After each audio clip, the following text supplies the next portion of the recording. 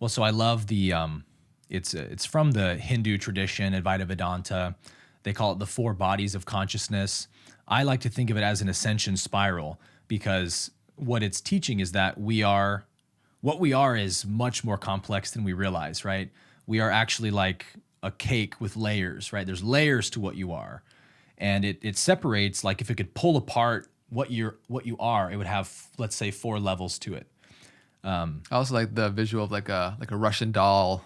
Yeah, like a Russian doll. Yeah. So if you pull open the Russian dolls of your consciousness, they say, well, let's go from the most dense level first. The gross body, which doesn't mean like disgusting. It means dense, physical, gross, right? Material. That's the first body of consciousness, and that's when you're just identified as a body. So that's 90% at least of humanity right now. I'm this body, and that's all I am.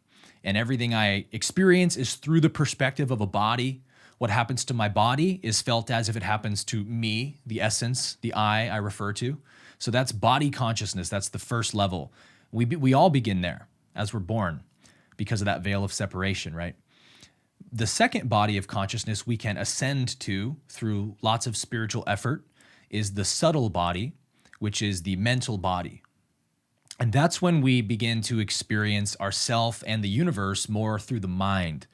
And, think about like law of attraction teachings. When someone's getting really interested in law of attraction, they're ascending into the subtle body because they're realizing like, I'm actually something beyond this physical body. I can actually affect reality with my mind. Right. And that's kind of like in that third density reality. Like you understand you are a creator and that you are a manifestor and you can create your life. But a lot of people kind of stay there for a while too. Right.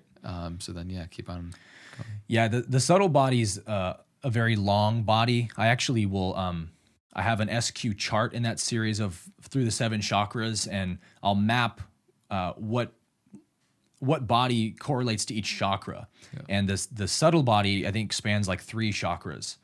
So the subtle body is when the universe appears to be mental more than physical and energetic, let's say.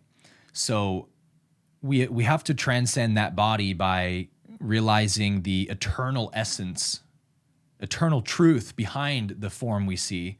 That's what will bring us to the causal body, which is our body of, let's say, the soul's body or our spiritual body.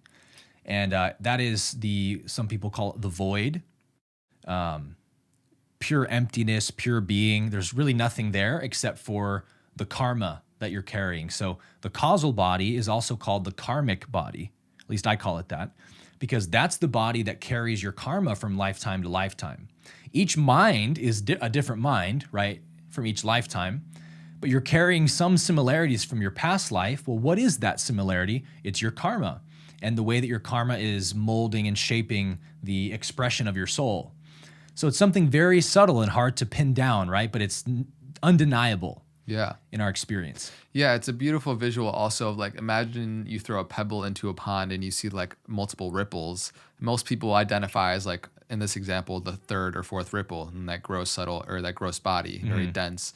You go back another layer, there's more of an energetic signature and it's more of the subtle body. You go to the causal body and then you can go to the place, the source, right? Which is the actual pebble that was thrown. Yeah. And like where the source, the cause of all those ripples in the first place. It's not to say that one is better than the other, just that the causal, or the most subtle version of it encapsulates each level, right? And so how can we work through them? And what are the different ways on each level to transmute, alchemize the energy? For example, starting with shadow work on the first density level. Yeah, so in my programs, I actually teach, let's just call it healing for convenience. I teach healing in these 3 different bodies: gross purification, subtle purification, and causal purification. So gross purification is shadow work. So that's where we have to meet all of that stuck energy that's in the body, trauma, pain, resentment from the past. We have to unlock those energies and heal them with love and forgiveness. And when we do that, I'll tell my students, like, anytime you're experiencing a challenging emotion, you're doing gross purification in that moment. And all you're asked to do is just meet that with love. You don't need to think about it. You don't need to trace back the trauma to the origin or something. Like, you just need to give love to yourself, to that part of yourself. But that's only one dimension of healing. The second dimension is the subtle purification, and that's healing our thoughts. So really, if you're just lost in a world of painful emotions, the last thing on your mind is your thoughts. You're too busy on the energetic level, the dense, gross level. So we need to give ourselves, free some space up so we can really start doing some self-inquiry, right? Have a little more space in our mind. That's where we get into subtle purification. What do you believe about yourself?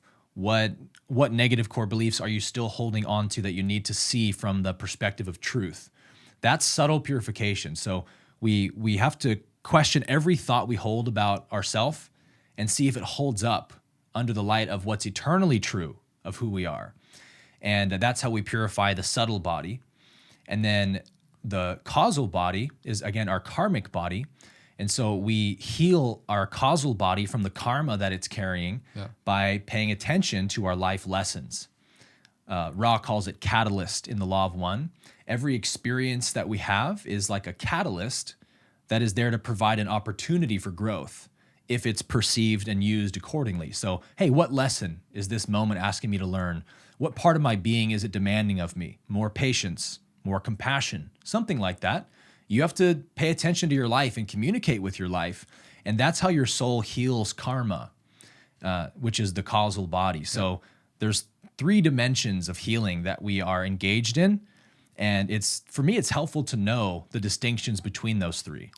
Yeah, because different purification processes are needed depending upon what stage of development you're at. Yeah. But the more you get access to higher levels of consciousness, the more you're in tune with the subtle energies that are behind the more gross, denser manifestations. And then you begin to work through those. And yoga is a science and technology that allows you to accelerate that process and really go through that. And most people are just familiar with an asana practice of physical postures and this westernized view of what yoga is, but there's 8 limbs that dive deep into actually how to move through this process. So it's when you have this understanding, and I just wish, and I know in our lifetime the education system will have to be revamped, otherwise For sure. it's not going to be pretty. But like this understanding and framework is so needed, and it's beautiful once you arrive at, because then you have tools, you have an understanding to move through energy and actually become in that creator consciousness where you're actively meeting life halfway in the awakening of your soul's journey.